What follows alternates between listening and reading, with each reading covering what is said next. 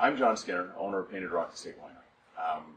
This is a family business that I started with a very simple idea that the Okanagan had become validated, to my mind, in the late 90s. I thought it was having been a stockbroker for 25 years at the time, I'm a market timing guy. I thought herein lies an opportunity.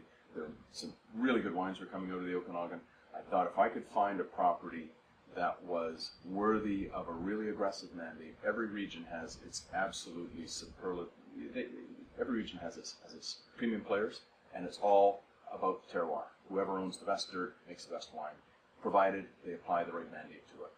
So what I did in 2000, 2001, 2002, 2003 was spend a lot of time making trips back and forth to the Okanagan, trying to find the site that was worthy of that mandate. In 2004, I found it. It was a 60-acre bench, well known as the Black Hawk. It had all the characteristics that all my consultants said would be necessary. It had right heat units. It had fantastic aspect to the lake. It had been fallowed for 17 years, and that was one of the most important things. And that's simply because when I'm completely responsible for every success or failure that occurs on this property, because it's just us. We bought it. We've hired really good people. So if you think about the timeline, in 2004 we bought it and contoured it for an entire year, preparing the site. During that period of time, we assembled a team to devise a planting strategy. In 2005 we planted.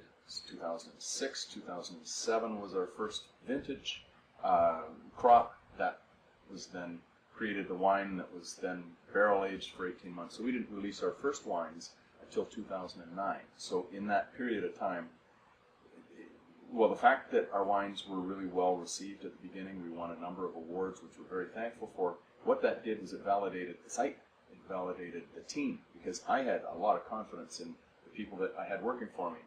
But really, at the end of the day, we have to produce, I want to produce the very best of what this site is capable of producing, and realize its potential. But you don't know until years later. So this whole venture has been a massive leap of faith. But now we're in our fourth vintage. That's our 2010 vintage. I think we've improved every year. I think 2007 was a statement year. It said we're here. 2008, 9 have improved year over year. We're learning a lot in the vineyard. We're making small incremental changes. We're tweaking our team. There's all these little things that we're learning about one another. We're learning about the site. We're doing initiatives in the site or on the site to tweak the wines. So our wines are made in the vineyard. I gave an example of our 2010 Chardonnay.